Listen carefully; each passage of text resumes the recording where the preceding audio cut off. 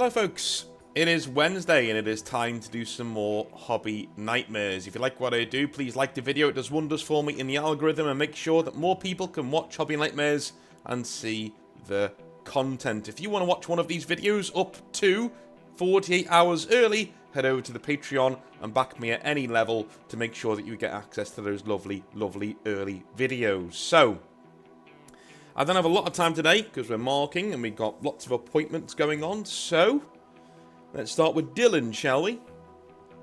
He says, "Hey North, first off, I just wanted to thank you for your time and your channel." No worries, man. No worries. Whenever I'm in the car or sitting down to paint, you're one of the first I run to when looking for something to listen to. Well, thank you very much.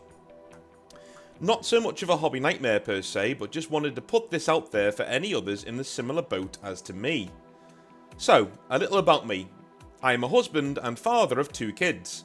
I'm a dungeon master of 3 campaigns, maybe 4 soon, one of which has been going on for nearly 7 years now, and we'll be starting session 86 soon.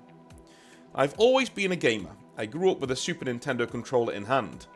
Around the time of Gamergate, I was in college and I started to notice the shift in politics, agendas and the like, influencing gaming and gaming culture. Needless to say, it didn't take long for me to venture out of video games and into other avenues of gaming, specifically board gaming.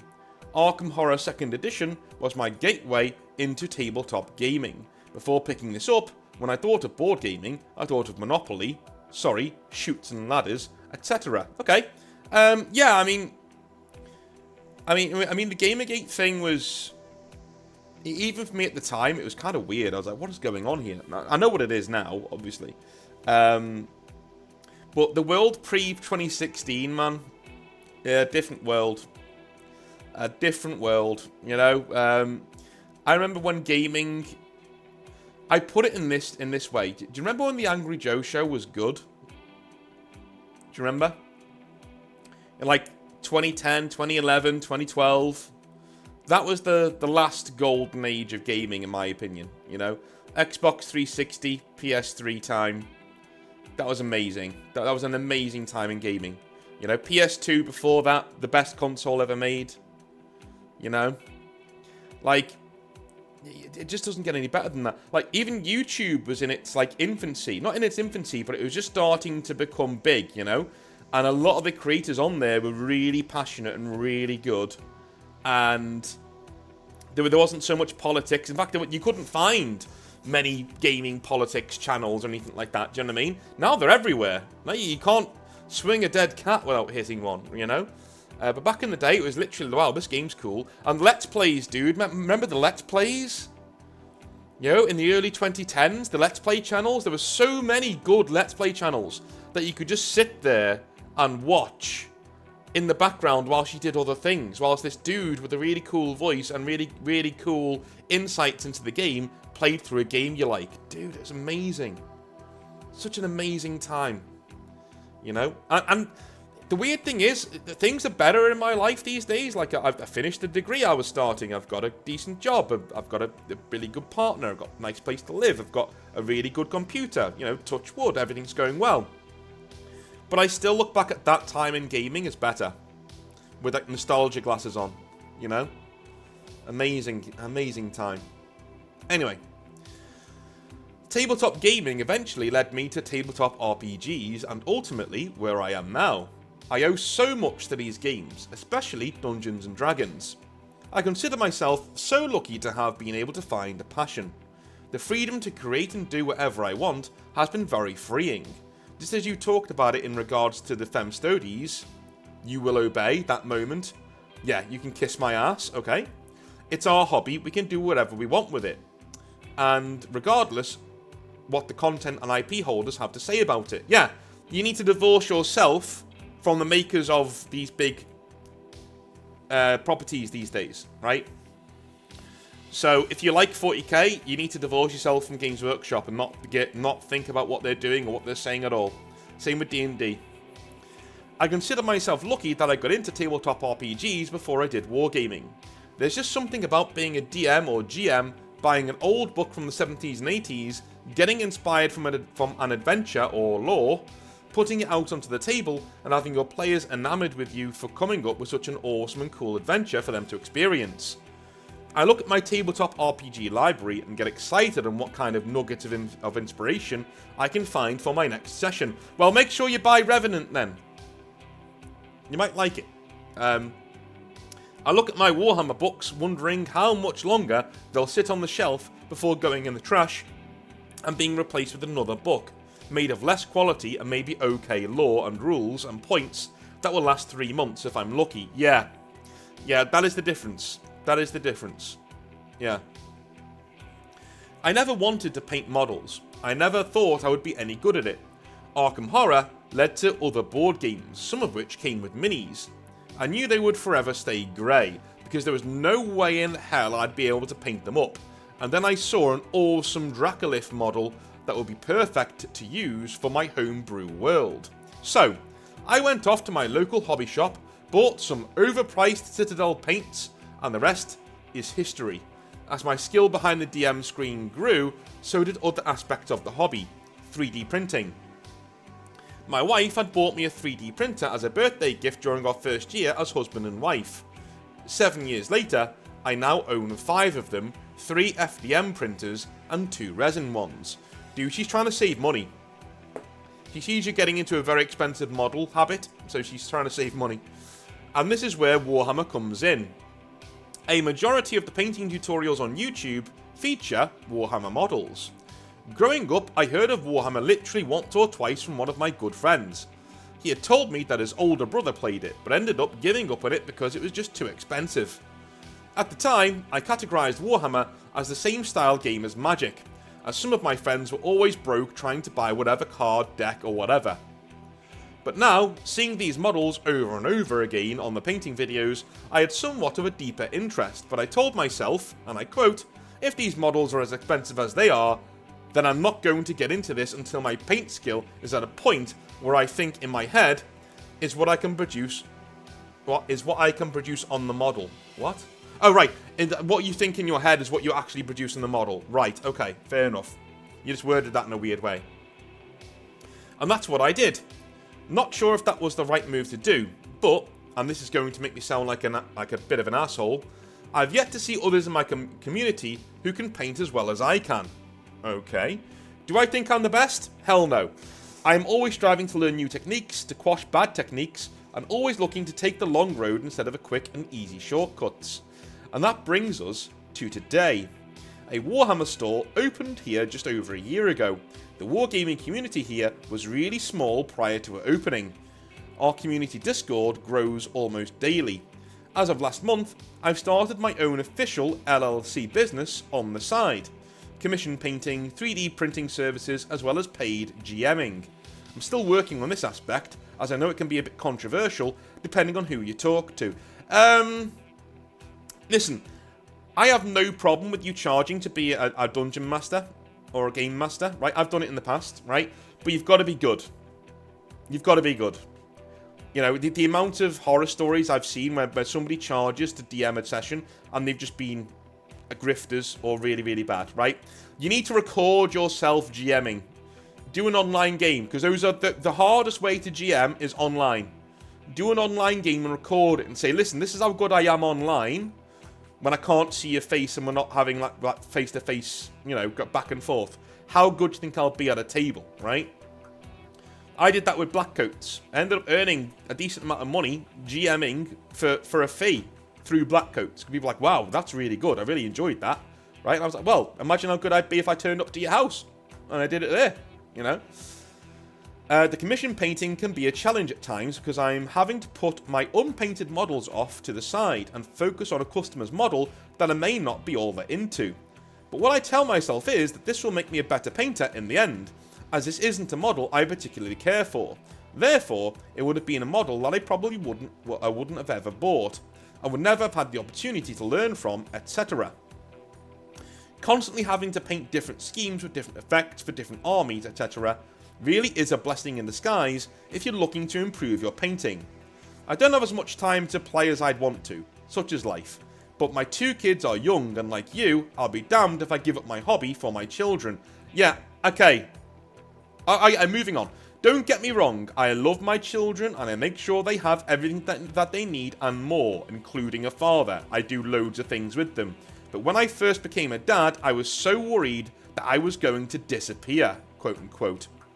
Any of you other fathers or mothers out there, just know that it is possible to still get your hobbies in. It may not be in the same manner as before, and it may take up some time to figure out or some kind of sacrifice, but it is possible. Yeah, mate, it's especially possible if you have a partner who supports you. You know? The reason why I climbed into that dude the other day is because he was letting his partner just dictate his life. It's not healthy, man. It's not healthy at all. You know, you can't do your hobbies anymore because we've got children. Oh, yeah? Go swivel. Go somewhere else. I'll do my models and I'll do my hobby whenever I want. Thank you very much. As long as my kids are taken care of and I've taken care of them, they're having time with me and I'm being a good father, yeah, you can go swivel. Right? When I had my daughter, I was just running one Dungeons & Dragons game. And now, having a daughter and a son, I'm doing even more than before. Sure, I'm not able to play every week, and let's be honest, not being able to play Warhammer as often results in me losing more often than not, as there may be a rule I forget here or there, or a unit ability I forget. But nowadays, the competition, or winning for me, is just having the best looking army around town. Thanks again, North, for all that you do. Hope I don't come off as too much of a douche when talking about my painting. I try to be mindful to the community here about my work and progress posts, and I only give painting advice to those that come and ask me for it. And I am an artist too, so I am of course my own worst critic. Below are a few pictures of some commissions, D&D table setups, etc. Let me know if I'm full of shit or maybe I'm onto something. Happy gaming, wish you all the best. Okay, cool. Okay, so he's done a PS there with some of his own model stuff. Let's have a look at your models first of all before we do any of that. Let's have a little look-see. I'm guessing these are your commission painting Tyranids.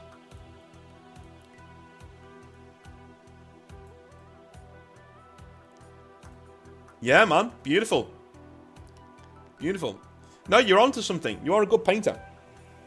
You're a very good painter. Absolutely brilliant. I love how this looks like it's a starry sky. That's cool. You must have had to do the carapace first, so you could flick the paint over it, do you know what I mean? And then do the rest.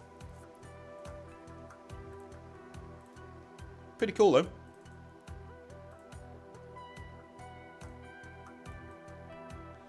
If you could, when you're sending in model pictures, try and get them to a smaller size so I don't have to do this every time. That would be awesome.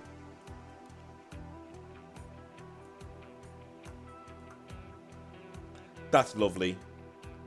Now that is lovely. I love the colour blending on that one, man. This beast, man. The colour blending is brilliant. Very nicely done.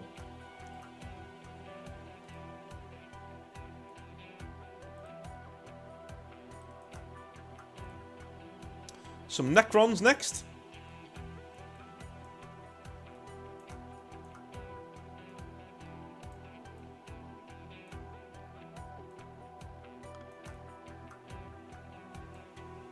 Yeah, pretty badass. Those are cool. I like that. Those are cool.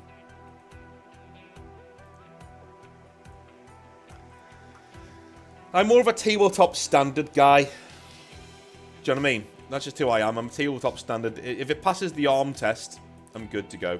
You know what I mean? This looks like... Dude, this is such a massive... We're not going to be able to see anything on the picture once I zoom it down. You know what I mean?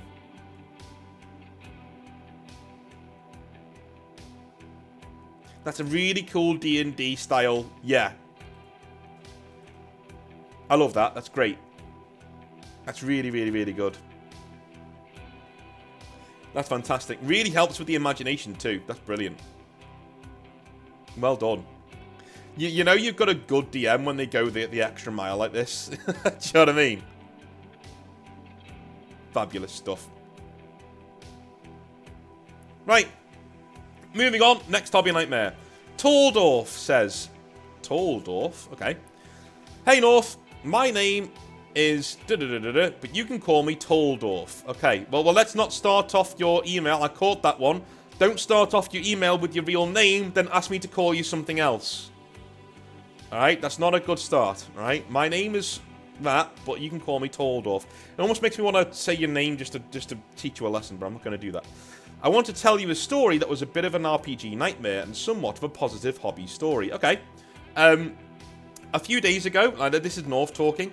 A few days ago, some guy wrote in and gave me, he said, oh, please call me so-and-so. Okay, fair enough. And then he said, oh, thank you very much, Dave, at the end of it. And did his second name too. And I'm like, I said it by accident. I had to start the entire process over again. So I'm not going to read his hobby nightmare till next week when when I've forgiven him. Anyway, you can call me Taldorf. I want to share with you a story that was a bit of an RPG nightmare and somewhat of a positive hobby story. I've been playing role-playing games for almost 15 years, and the only real role-playing game nightmare isn't really that noteworthy. I don't even remember the names of it, but the main point is to never let players fully control the game.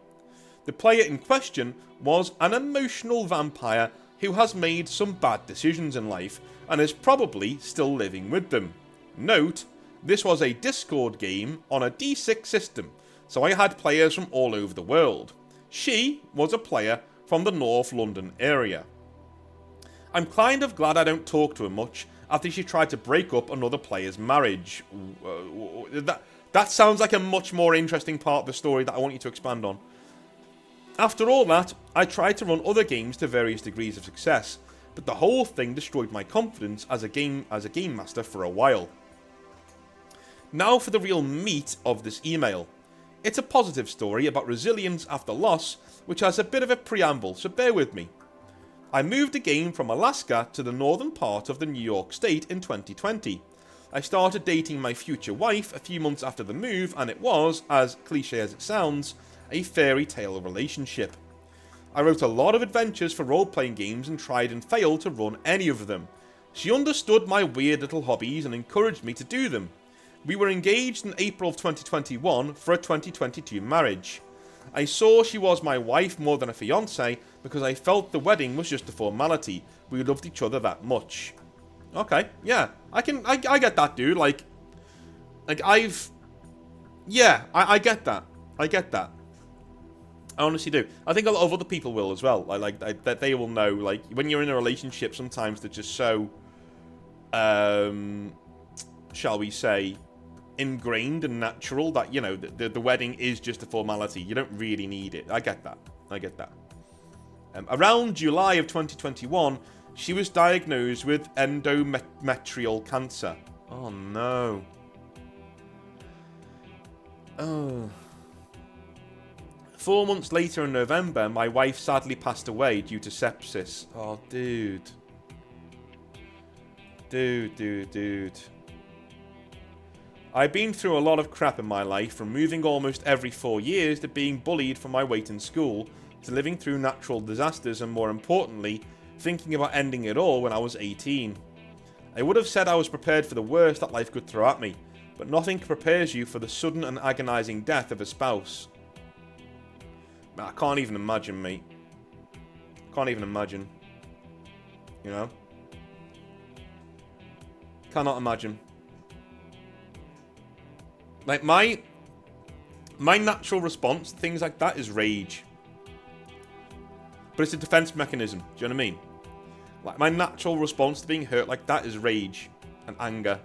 But it is a defense mechanism. Like if that happened to me, I would become, like, so angry at the world.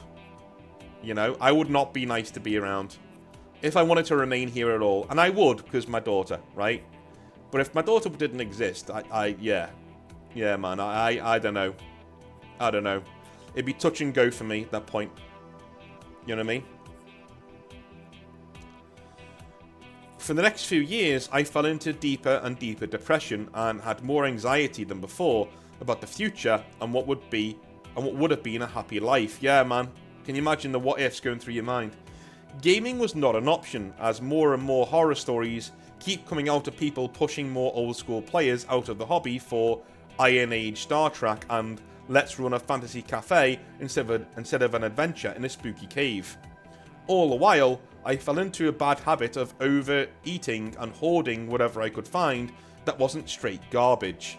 I started getting better after 2 years of this, and I would like to think part of it was because of wargaming. I never played a lot of Warhammer.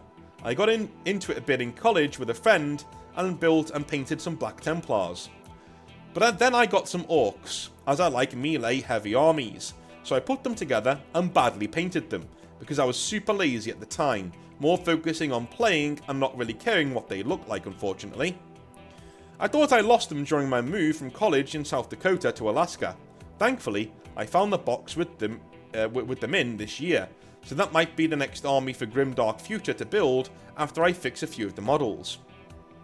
When I started up Warhammer again, I decided to do fantasy and bought a whole Ogre Kingdoms army before End Times ruined everything and my stupid self gave them away to a friend because I didn't realise that 9th Age was a thing. I kinda gave up on wargaming after that, realising that Games Workshop had no idea how to make any game competently. That was until 2022, in the midst of getting out of my depressive funk. I saw the Leagues of Votan army box for 9th edition. I love dwarves and anything, and I would have had a squat army if they were still around for 40k at the time. So, I bought a $200 army box, some pre-made and primed Thunderkin, and a Grimnir. This army, along with another skirmish game called This Quaz War? What? Muppets Do World War 1? I don't know what that is, dude. I put them together and actually trying to paint them fairly decently before playing anybody. I got Ogre Kingdoms mainly because my motor skills aren't the finest for details, and having big ogres would be easier for me to paint. I attached some picture of the 4 models that I finished painting whilst writing this email. Alright, let's go. You've told me what those are, but I'd rather just show them, to be honest with you. So let's show them, shall we?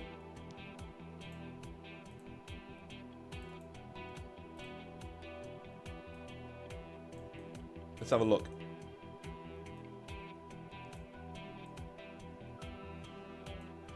That's pretty cool. I like the way he's reaching up to the camera. That's pretty funny. I see you struggle with faces like I do, sir. That's why all my models have helmets on. I chicken out of doing faces. Those look pretty cool, though. I like them.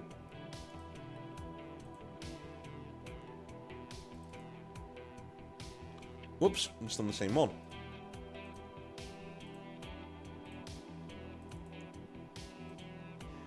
Oh, these look pretty cool.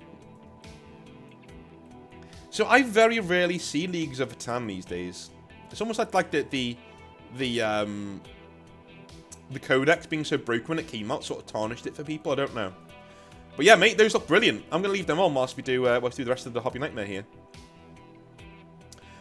Throughout this process, I got back into somewhat a decent state as a human. I am now exercising and trying to lose all the weight I gained during the 2 ruts that I had, and whilst not getting back out into the dating scene fully, I dated a woman for 6 months who had been in an abusive relationship before me, and we became just friends because we realised our beliefs are vastly different from each other. I'm just trying to make a few new friends at the friendly local game store when I can get there, and I do it because my new work schedule gives me ample time to do so. Brilliant! That's good. I work with an agency that helps adults with developmental disabilities live normal lives in the community, and I went from working 5 days a week for what is 37.5 hours to working about 3 days worth in 39 as an on-site manager. That's good. That's good.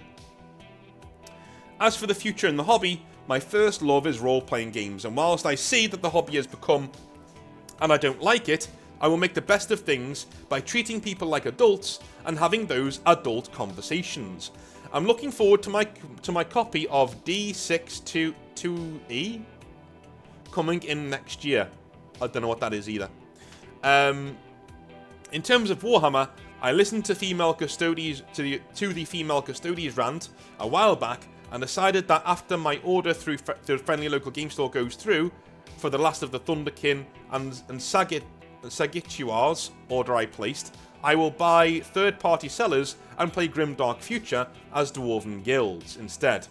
Okay, well that's fine. I would honestly recommend that if that is the kind of thing that you want to do, that you take a step back from Warhammer as a whole.